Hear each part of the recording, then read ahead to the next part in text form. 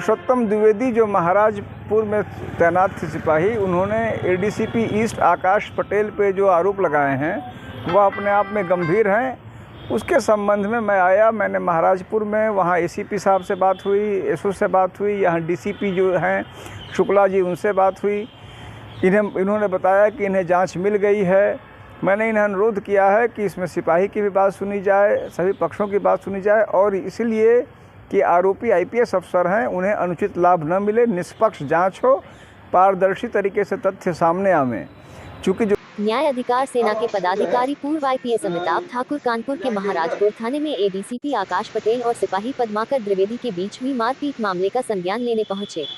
पूर्व आईपीएस अमिताभ ठाकुर का कहना है कि पर मामले की तथ्य देखने के बाद पुलिस विभाग एडीसीपी आकाश पटेल को बचाने में लगी है, जबकि कोई भी सिपाही कभी किसी अधिकारी के ऊपर इस तरह के आरोप नहीं लगता है। पुलिस विभाग में अधिकारी सिपाहियों से इस तरह के काम होते हैं जिनको नजरअंदाज नहीं किया जा सकता, जिसमें न्याय अधिकार सेना जांच करेगी और हर संभव सहायता सिपाही पद्माकर द्विवेदी को करेगी और कानपुर मामले पर शासन से कार्यवाही की मांग करेंगे। हमारा काम कर दीजिएगा ना जी। काम ये था कि वही चीज़ अगर आप बिना इसके ले लेते आप और साथियों को भेज देते अपने ग्रुप। बिल्कुल ये ले रहा हूँ, तो हमें सहूलियत हो जाएगी। जब तक अमिताभ ठाकुर पूर्व आईपीएस ने बताया कि पुरुषोत्तम द्विवेदी जो महाराजपुर में तैनात थे सिपाही, उन्होंने एडीसीपी ईस्ट आकाश पटेल पे जो आरोप लगाए हैं वह अपने आप में गंभीर हैं। उसके संबंध में मैं आया, मैंने महाराजपुर में वहाँ एसीपी साहब से बात हुई, एसओ से बात हुई, यहाँ डीसीपी जो हैं शुक्ला जी उनसे बात हुई। इन्होंने बताया कि इन्हें जांच मिल गई है।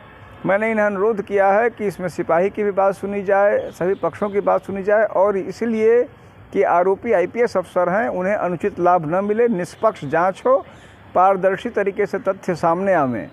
चूँकि जो आरोप हैं गंभीर हैं, अतः जांच निष्पक्ष भी होनी चाहिए और लोगों को लगना भी चाहिए कि निष्पक्ष जांच है। हमारी पार्टी आज़ाद अधिकार सेना, यदि कहीं से हमें प्रतीत होता है कि जांच निष्पक्ष नहीं हुई है, पक्षपात हुआ है या सिपाही के साथ अन्याय हुआ है, तो हम पुलिस कमिश्नर कार्यालय के सामने इसको लेकर धरना प्रदर्शन करेंगे। सर, जांच में अगर एडीसीपी साहब या सिपाही दोषी पाए जाते हैं तो उनके खिलाफ क्या कार्रवाई होगी?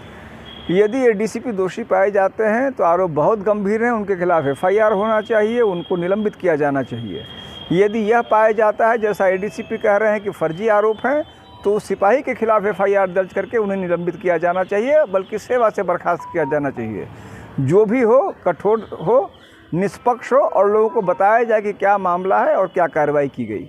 सर, चकेरी एसीपी अमरनाथ जी के ऊपर भी कुछ ट्वीट करके आरोप लगाए गए हैं कि दरोगाओं का शोषण कर रहे हैं, दरोगाओं से अपने घर का काम लेते हैं, इस पर क्या कहेंगे? देखिए, मैं यह मानता हूं कि पुलिस में गलत आरोप भी लगते हैं, और अपने अनुभवों से जो तमाम अफसरों को मैंने सुना, देखा जाना, वरिष्ठ अफसरों द्वारा कनिष्ठ अफसरों का दुरुपयोग करना, उनका व्यापक उनके साथ जो है अत्याचार करना, कदाचार करना, मारपीट करना, उत्पीड़न करना, दोनों चीज़ें इस विभाग में होती रहती हैं। अतः केस टू केस बेसिस पे निष्पक्ष जांच हो। कमी यह रह जाती है कि ऐसे मामलों में छिपा के जांच की जाती है, जांच नहीं की जाती है, बचाने का प्रयास होता है, जिससे गलत संदेश जाते हैं। अब यही जो प्रकरण है उस महाराजपुर के सिपाही का, उससे पूरे प्रदेश के सिपाहियों में, अधीनस्थों में एक रोष फैला है कि आईपीएस अफसर आरोपी हैं, इसलिए जांच नहीं हो रही है। ये अपने आप में गलत है।